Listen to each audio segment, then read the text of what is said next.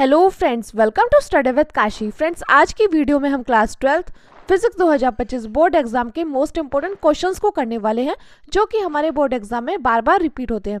और फ्रेंड्स, अगर आपने ये वीडियो अच्छे से कर ली ना और इन क्वेश्चंस को अच्छे से कर लिया तो आपके 15 से 20 नंबर पक्के हैं, क्योंकि ये हमारे प्रीवियस ईयर क्वेश्चंस हैं जो कि बार बार बोर्ड एग्जाम में रिपीट होते हैं। तो देखिए, इसमें हमारा पहला क्वेश्चन है बायो-सैवर्ट का नियम। देखिए, बहुत ही ज्यादा इंपॉर्टेंट क्वेश्चन है बायो-सैवर्ट का नियम। कई बार आपसे 5 मार्क्स में सीधा सीधा पूछ लेता है, कई बार आपसे 3 मार्क्स से पूछ लेता है।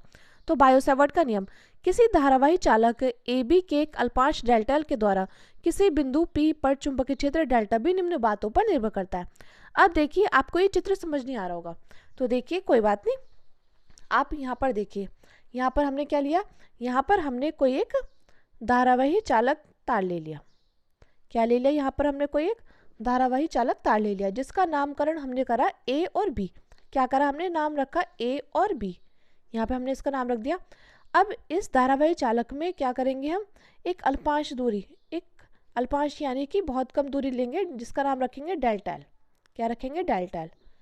और देखिए, इस अल्पांश दूरी से कोई बिंदु P तक, इस बिंदु का नाम रखेंगे P। इस अल्पांश दूरी से कोई बिंदु P पर हमें क्या निकालना है, चुंबकीय क्षेत्र यानी कि डेल्टा बी। डेल्टा बी निकालना है आपको। देखिए, बायो-सैवर्ट के नियम में याद रखना है कि आपको क्या निकालना है, डेल्टा बी निकालना है।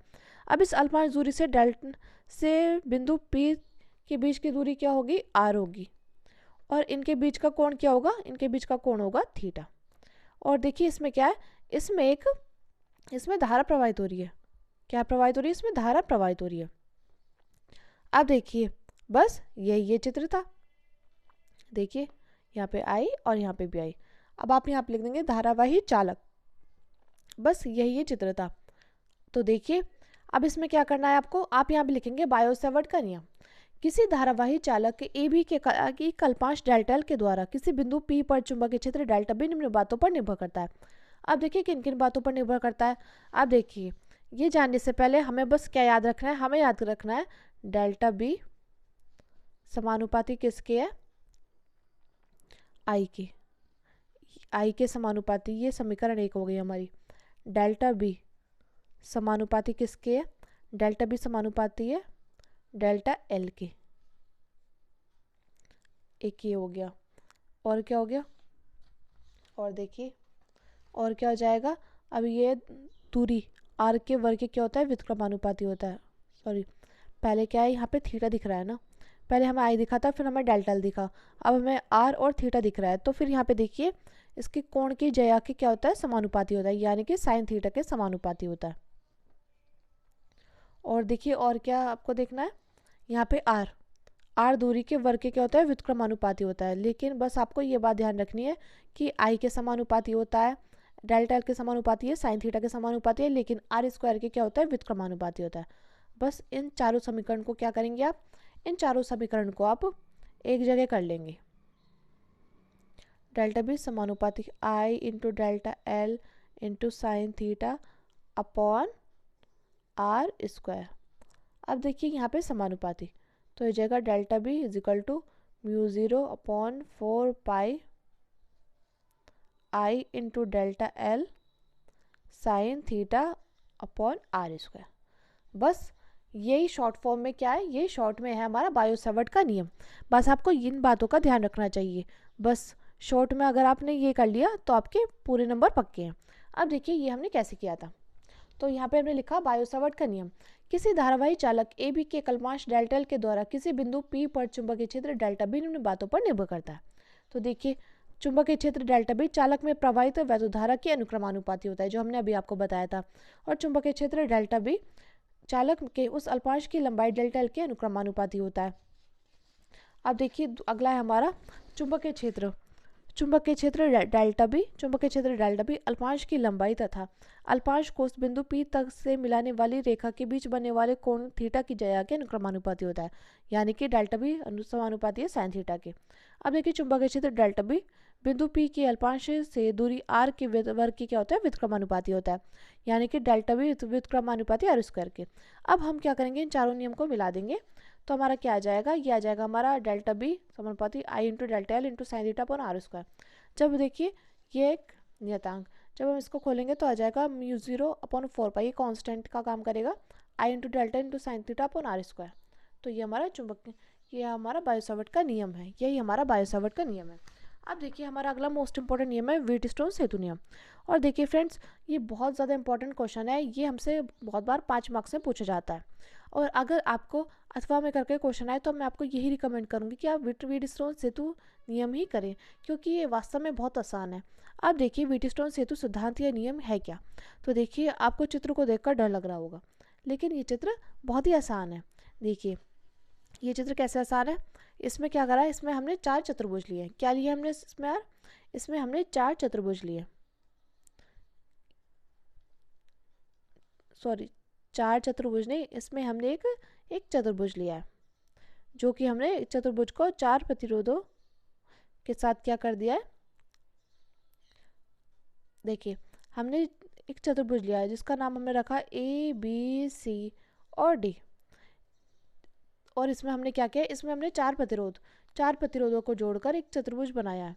तो 4 प्रतिरोध क्या है, PQRS।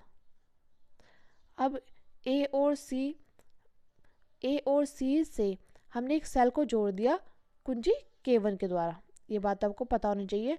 हमने क्या करा, यहाँ पे कुंजी K1 के द्वारा क्या कर दिया, एक सेल E को जोड़ दिया। यहाँ हमने कुंजी K1 है ये, और सेल E। अब देखिए, अब B और D के बीच हमने एक धारामापी G को कुंजी K2 के द्वारा जोड़ दिया। किसके द्वारा जोड़ दिया, कुंजी K2 के द्वारा जोड़ दिया, K2। अब देखिए बस इसमें क्या है, इसमें धारा प्रवाहित होगी, और जब ये धारा प्रवाहित होगी तो ये 2 अलग अलग भागों में टूट जाएगी, में प्रवाहित होगी। इसको I1 और इसको I2, ये भी I2 और ये I1। बस यही हमारा चित्र है। मैं उम्मीद करती हूँ फ्रेंड्स आपको ये अच्छे से समझ में आया होगा। और देखिए व्हीटस्टोन सेतु में किरचॉफ का द्वितीय नियम लगता है, यानी कि वोल्टा का नियम, बंद-पाश का नियम लगता है, तो आपको पता होना चाहिए उसका। तो देखिए बस हमने इसमें ये किया था। अब देखिए हम यहाँ पे लिखते हैं रचना में वो लिखते हैं, रचना को ऐसे देखिए रटने की जरूरत नहीं है। रचना को जो आपने बस चित्र बनाने में किया है वो आप लिखेंगे। आप लिखेंगे इसमें 4 प्रतिरोध PQRS को जोड़कर एक चतुर्भुज ABCD बनाते हैं। बिंदु A व C के बीच एक सेल E को कुंजी K1 के द्वारा जोड़ते हैं, और B तथा D के बीच एक धारामापी G को कुंजी K2 के द्वारा जोड़ देते हैं।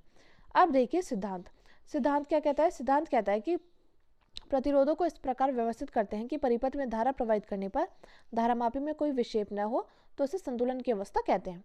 फिर से देखिए, प्रतिरोधों को इस प्रकार व्यवस्थित करते हैं कि परिपथ में धारा प्रवाहित करने पर धारामापी में कोई विक्षेप न हो, यानी कि कोई बदलाव न हो, तो इसे संतुलन की अवस्था कहते हैं। तो P/Q = R/S।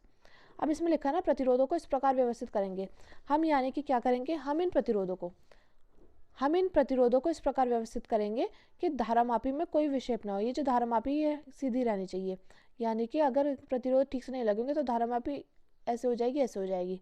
लेकिन हम क्या करेंगे, प्रतिरोधों को इस प्रकार जोड़ेंगे कि धारामापी में कोई विक्षेप ना हो, यानी कि कोई बदलाव ना हो, उसे हम संतुलन की अवस्था कहते हैं।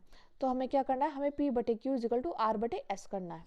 तो देखिए, अब देखिए हम यहाँ पे करते हैं, हम यहाँ पे लगाएंगे किरचॉफ का द्वितीय नियम। हम यहाँ पे लिखेंगे किरचॉफ के द्वितीय नियम से। अब देखिए हम क्या करेंगे, हम इसको बंदपाश ABDA मान लेंगे। क्या मान लेंगे इसको, हम बंदपाश ABDA, यानी कि A, यहाँ पर देखिए ABDA, इसको हम क्या मान लेंगे, इसको हम मान लेंगे बंदपाश ABDA। अब देखिए ये जो I1 है, I1 की गुणा किस में हो जाएगी, P में। और देखिए और क्या हो जाएगा, यहाँ पे ये धारा ऐसे जा रही थी, लेकिन ये धारा ऐसे नहीं जा रही, तो देखिए ये हो जाएगा यहाँ पे -I2, क्योंकि धारा क्या हो रही है, विपरीत दिशा में जा रही है, तो I2 की गुणा R में। अब देखिए यहाँ पर कोई विद्युत वाहक बल नहीं है, तो इसलिए हम यहाँ पे क्या करेंगे, 0 कर देंगे। तो ये हो गई IP = I2R, ये हो गई हमारी समीकरण 1। अब हम क्या करेंगे, अब हम बंदपाश, यहाँ पे देखिए हम बंदपाश B से DB कर देंगे। तो I1 की गुणा Q में, देखिए I1 की गुणा Q में -I2 गुणा S = 0। तो क्या आ जाएगा, I1Q = I2S। अब समीकरण 1/2 कर देंगे तो आ जाएगा, ये से कट जाएगा तो आ जाएगा P/Q = R/S। मैं उम्मीद करती हूँ फ्रेंड्स आपको ये व्हीटस्टोन सेतु का नियम अच्छे समझ में आ गया होगा। फ्रेंड्स ये वास्तव में बहुत ज़्यादा इंपॉर्टेंट है, और अगर आपने इस वीडियो के क्वेश्चंस अच्छे से कर ली ना तो आपके 15 से 20 नंबर पक्के हैं। अब देखिए हमारा अगला मोस्ट इंपॉर्टेंट क्वेश्चन है ओम का नियम। तो इस नियम के अनुसार यदि किसी चालक की भौतिक अवस्था जैसे ताप आदि नियंत्रित की जाए तो उस चालक के सिरों के बीच उत्पन्न विभवांतर चालक में प्रवाहित धारा के समानुपाती होता है, यानी कि V समानुपाती I के। तो V इजिकल टू IR। अब देखिए हमें क्या करना है, R निकालना है। आर क्या है, आर चालक का प्रतिरोध है, तो आर बराबर वी अपॉन आई। तो हम यहाँ पे लिखेंगे जहाँ आर चालक का प्रतिरोध है इसका मात्रक क्या होता है, ओम होता है। यही हमारा ओम का नियम होता है। अब देखिए एम्पेयर का परिपथीय नियम। तो देखिए यह नियम गॉस के नियम के ही समतुल्य है। इस नियम के अनुसार चुंबकीय क्षेत्र बी का किसी बंद वक्र के लिए रेखा समाकलन यानी कि phi into B into D L वक्र द्वारा घेरे गए क्षेत्रफल से होकर प्रवाहित धारा आई का म्यू नॉट गुना होता है। यानी कि आपको बस क्या याद करना है, आपको बस phi B into D L is equal to mu naught into I याद करना है। यही हमारा एम्पेयर का नियम है। आप लिखेंगे यह नियम गॉस के नियम के समतुल्य है। इसके अनुसार चुंबकीय क्षेत्र बी का किसी बंद वक्र के लिए रेखीय समाकलन यानी कि phi into B into D L वक्र द्वारा घेरे गए क्षेत्रफल से होकर प्रवाहित धारा का म्यू नॉट आई का म्यू नॉट गुना होता है, यानी कि phi B into D L is equal to mu naught into I. अब देखिए हमारा अगला मोस्ट इंपॉर्टेंट नियम है किरचॉफ का नियम। तो किरचॉफ ने हमारे दो नियम देते हैं। पहला नियम था, प्रथम नियम था धारा नियम, जिस संधि का नियम भी कहते हैं। और देखिए फ्रेंड्स, आपको इन नियम के क्या पता होना चाहिए, नाम पता अच्छे से पता होना चाहिए, क्योंकि कई बार हमसे डायरेक्टली पूछा गया 1 नंबर के क्वेश्चन में या MCQ में। तो देखिए प्रथम नियम है धारा का नियम, जिसे हम संधि का नियम भी कहते हैं।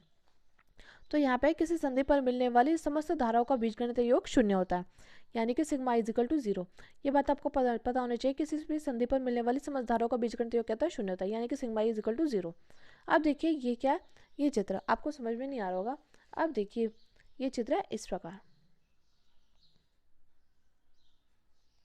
यहाँ पे कोई ओ मान लिया हमने। अब ये क्या है, ये संधि की ओर जा रही है, कोई संधि की ओर जा रही है, कोई संधि से दूर जा रही है। ये मान लीजिए ये संधि से दूर जा रही है, ये संधि इस प्रकार। तो देखिए यहाँ पर आप चित्र में देखिए, यहाँ आप चित्र में देख पा रहे होंगे यहाँ पे आप देख पा रहे होंगे ये I6 संधि की ओर आ रही है, ये I5 संधि से दूर जा रही है। देखिए धारा ऊपर की ओर जा रही है, यहाँ पे भी I4 ऊपर जा रही है, यहाँ I3 ऊपर जा रही है, यहाँ पे I2 ऊपर जा रही है, और यहाँ पे भी I1 संधि की ओर जा रही है और I7 संधि की ओर जा रही है। तो देखिए आप यहाँ पे देखिए एक बात समझिए कि संधि की ओर आने वाली रेखाएं धनात्मक होती हैं और संधि की ओर जाने वाली रेखाएं क्या होती है, ऋणात्मक होती हैं। तो आप क्या करेंगे, I1 प्लस, अब देखिए संधि से दूर क्या जा रही है, I2 जा रही है, ये बाहर की ओर जा रही है तो माइनस I2 प्लस, अब देखिए I3 संधि से बाहर जा रही है तो माइनस I3 प्लस, I4 संधि से बाहर जा रही है तो माइनस I4, अब I5 संधि से बाहर जा रही है तो minus I5 plus I6 plus I7। अब देखिए जो जो प्लस के वो हम इस साइड रखेंगे और जो जो माइनस के हम उधर की साइड करेंगे, यानी कि वो भी प्लस में हो जाएंगे। तो I1 plus I6 plus I7 equal to I2 plus I3 plus I4 plus I5। तो ये हो गया हमारा प्रथम नियम, जिसे हम धारा का नियम, जिसे संधि का नियम भी कहते हैं। अब देखिए अगला हमारा द्वितीय नियम, जिसे वोल्टा का नियम और बंधपाश का नियम भी कहते हैं। अब हम यहाँ पे लिखते हैं किसी वैद्युत परिपथ के प्रत्येक बंधपाश के विभिन्न भागों में बहने वाली धाराओं तथा संगत प्रतिरोधों के गुणनफल का बीजगणितीय योग उस पाश में लगे विद्युतवाहक बलों के बीजगणितीय योग के बराबर होता है। यानी कि आप चित्र में देखिए, यहाँ पे लिखा था किसी विद्युत परिपथ में किसी बंधपाश के विभिन्न भागों में बहने वाली धाराओं तथा संगत प्रतिरोधक के गुणनफल का बीजगणितीय योग उस पाश में लगे विद्युतवाहक बलों के बीजगणितीय योग के बराबर होता है, यानी कि sigma IR equal to sigma E होता है। तो देखिए ये हमारा पहला बंधपाश हो गया, ये हो गया दूसरा बंधपाश। यहाँ I1 E1 विद्युतवाहक बल है, यहाँ E2 विद्युतवाहक बल है, यहाँ क्या बह रही है, यहाँ R1 प्रतिरोध, R2 R3, और यहाँ पे क्या हो रही है, यहाँ पे I1 धारा बह रही है, यहाँ पे I2 धारा बह रही है, और यहाँ पे ये देखिए धारा ऐसे जा रही है, तो धारा यहाँ पे आएगी, यहाँ पे भी आएगी ऐसे। लेकिन देखिए दूसरे बंधपाश में क्या, धारा विपरीत दिशा में जा रही है, तो इसलिए यहाँ पे माइनस हो जाएगा। अब हम क्या करेंगे, यहाँ पे बंधपाश लगाएंगे, बंधपाश 1 में तो I1 गुणा R1। अब देखिए यहाँ पे विपरीत दिशा में जा रही है धारा, इस प्रकार नहीं जा रही, इस प्रकार नहीं जा रही, तो हम क्या करेंगे, यहाँ पे minus I2 into R2 is equal to, तो E1 माइनस E2 हो जाएगा। अब देखिए दूसरे बंधपाश में लगाएंगे, दूसरे बंधपाश में E2 इंटू R2। अब देखिए ये धारा ऐसे जा रही है, ये जा रही है धारा ऐसे, तो देखिए plus I3 into R3 is equal to E2। तो देखिए, और इसकी जगह I3 की जगह क्या लिख देंगे, I1 प्लस I2। तो यही हमारा वोल्टा का नियम है, जिसे हम बंदपाश का नियम भी कहते हैं। अब देखिए हमारा अगला मोस्ट इंपोर्टेंट क्वेश्चन है कूलाम का नियम। तो देखिए कूलाम का नियम क्या कहता है, दो स्थिर बिंदु आवेशों के बीच लगने वाला बल दोनों आवेशों की मात्राओं के गुणनफल के अनुक्रमानुपाती तथा उनके बीच की दूरी के वर्ग के व्युत्क्रमानुपाती होता है। इसे कूलाम का नियम कहते हैं। यानी कि F समानुपाती Q1 इंटू Q2 और F व्युत्क्रमानुपाती आर स्क्वायर के। अब हम क्या करेंगे, समीकरण 1 में 2 से कर देंगे। तो देखिए F समानुपाती Q1 into Q2 upon R square. अब देखिए ये इसको बराबर करेंगे तो यहाँ पे एक नियतांक आ जाएगा 1/4π into Q1 into Q2 upon R square. तो ये हमारा कूलाम का नियम है। अब देखिए हमारा अगला मोस्ट इंपोर्टेंट क्वेश्चन है फैराडे का नियम। तो देखिए फैराडे का नियम प्रथम नियम है। फैराडे ने 2 नियम दिए थे। तो प्रथम नियम, जब किसी परिपथ में से गुजरने वाली चुंबकीय फ्लक्स में परिवर्तन होता है तो उस परिपथ में एक प्रेरित विद्युत वाहक बल उत्पन्न हो जाता है। यदि परिपथ बंद है तो उससे प्रेरित धारा बहने लगती है और तब तक बहती है जब तक कि चुंबकीय फ्लक्स में परिवर्तन होता रहता है। तो ये हमारा प्रथम नियम। अब देखिए बात आती है द्वितीय नियम की। तो द्वितीय नियम क्या कहता है, द्वितीय नियम कहता है प्रेरित विद्युतवाहक बल चुंबकीय फ्लक्स के परिवर्तन की ऋणात्मक दर के बराबर होता है। यदि डेल्टा टी समांतराल में चुंबकीय फ्लक्स में परिवर्तन डेल्टा फाई हो तो प्रेरित विद्युतवाहक बल होगा। तो is equal to minus delta phi upon delta T. यदि डेल्टा टी 0 के बराबर है तो यहाँ पर आ जाएगा E बराबर minus N D phi upon D T. N क्या है, कुंडली में फेरों की संख्या है। और ऋण चिन्ह प्रदर्शित करता है कि प्रेरित विद्युतवाहक बल सदैव फ्लक्स परिवर्तन का क्या करता है, विरोध करता है। यहाँ पे ऋण चिन्ह प्रदर्शित करता है कि प्रेरित विद्युतवाहक बल सदैव फ्लक्स परिवर्तन का क्या करता है, विरोध करता है। अब देखिए हमारे अगला क्वेश्चन है फ्लेमिंग के बाएं हाथ का नियम। देखिए फ्रेंड्स, ये मोस्ट इंपोर्टेंट क्वेश्चन है फ्लेमिंग का बाएं हाथ का नियम। तो देखिए इस नियम के अनुसार अपने बाएं हाथ की तर्जनी, मध्यमा और अंगूठे को इस प्रकार फैलाएं जाना चाहिए कि तीनों एक दूसरे के परस्पर लंबवत हो, जिसमें अंगूठा बल की दिशा यानी कि F को प्रदर्शित करता है, तर्जनी उंगली चुंबकीय क्षेत्र डेल्टा बी को प्रदर्शित करता है और मध्यम उंगली चालक में प्रवाहित धारा की दिशा को ज्ञात करता है। यानी कि आप क्या करेंगे, आप अपने इस प्रकार फैलाएंगे। देखिए ये अंगूठा क्या करेगा, अंगूठा F को बताएगा और ये किसको बताएगा, डेल्टा बी यानी कि चुंबकीय क्षेत्र को, और ये किसको बताएगा, ये बताएगा I को यानी कि धारा को। तो यही आपका फ्लेमिंग के बाएं हाथ का नियम है कि इस नियम के अनुसार अपने बाएं हाथ की तर्जनी, मध्यमा और अंगूठे को इस प्रकार फैलाए जाना चाहिए कि तीनों एक दूसरे के परस्पर लंबवत हो, जिसमें अंगूठा बल की दिशा ज्ञात करता हो, तर्जनी उंगली चुंबकीय क्षेत्र की दिशा को क्या हो ज्ञात करती हो, मध्यमा उंगली चालक में प्रवाहित धारा की दिशा को ज्ञात करती हो। अब देखिए बात आती है गॉस के नियम की।